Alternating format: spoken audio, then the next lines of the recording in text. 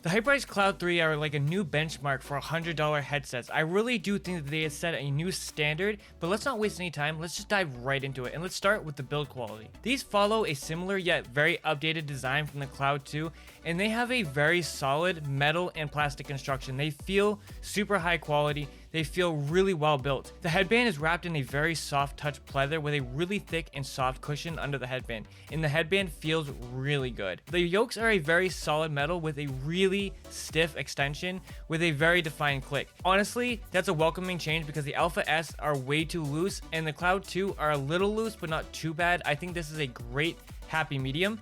They did away with those plastic attachments on each ear cup and instead connect directly into the side of each ear cup, and I think that's a great change as well because the plastic was a really bad durability concern for me, but they changed it and I think now is a great design.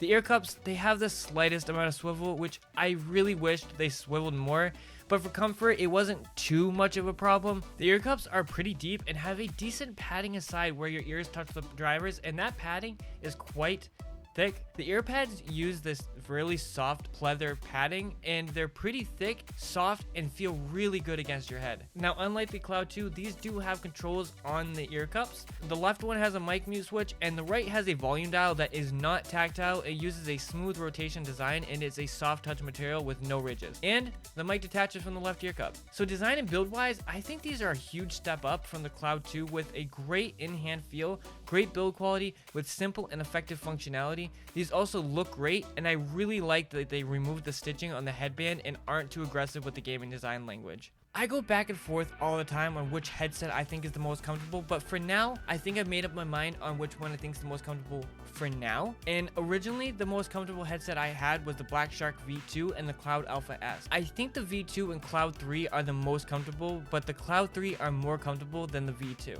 However, over long sessions, that changes. I do get pressure points along the bottom of my ear and a little bit on the back of my ear.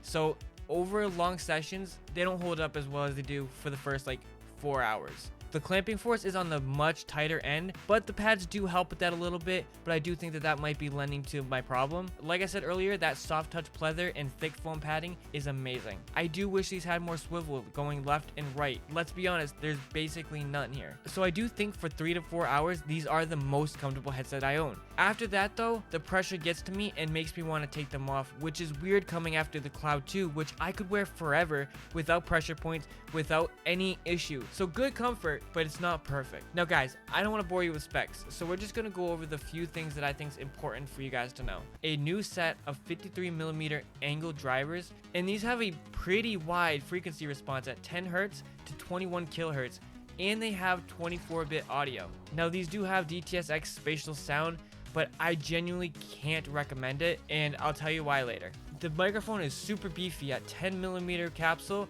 with a huge housing for that microphone. Now these have the choice between USB-C and USB-A. They use a converter tip to make that happen, and I think that was a great choice because some PCs do not have USB-C. Now if you're on console and you're far away from your console, this does have 3.5mm audio, so you are all set in that situation. Now there is software with the Ingenuity software, but it's super bare bones with EQ, side tone, DTS:X spatial sound toggle, mic volume, and a headset volume. Now let's jump into that mic test. Now you are hearing the HyperX Cloud 3 gaming headset. Let me know what you guys think of the microphone. I think the microphone sounds pretty dang good. But hey, if you are enjoying this video, definitely slap a like on it. Helps out a ton. And also thank you to these members right here. Appreciate you. You help support the channel. And also if you're interested in anything we talk about today, I do have affiliate links down below at no extra cost to you. Anyway guys, back to the video.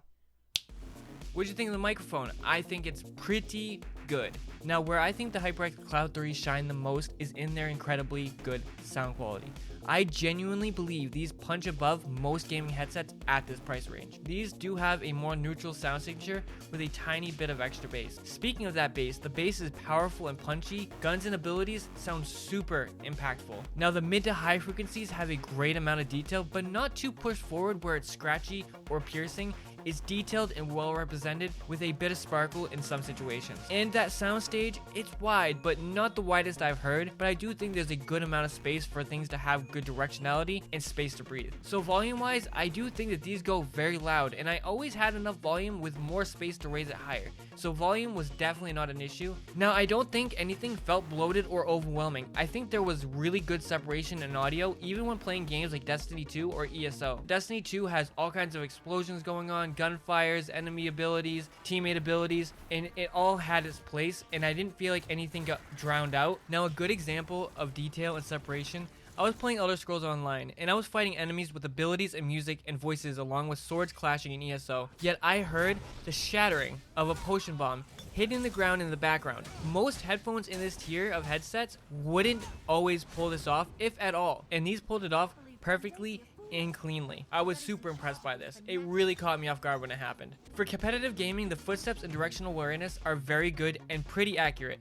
I always could tell where my enemy was above, below, behind, and next to me, and pretty much how far they were. And just to touch on the DTS a tiny bit, I thought it was pretty bad. The audio was flattened, the punchiness got diminished, and things just sounded fake and bland and way too blown out and exaggeratedly wide. I really did not like the DTSX spatial sound. Some people really like that stuff. I have yet to find a spatial sound that sounds good. I mean, maybe THX. It sounded less than half as good as stock does. So overall, these are an incredible headset. I've used quite a few headsets, and these are among the best, and I genuinely think these are above many $100 headsets and definitely are a worthy upgrade to your Cloud 2 and surpass the Alpha S. But I don't want to say much about other headsets in comparison because I plan on comparing these to everything I have over time. I do feel perfectly comfortable recommending these to any type of gamer, whether you're an FPS competitive gamer or a single player RPG gamer or in between and play all. I didn't find anything these didn't sound good playing.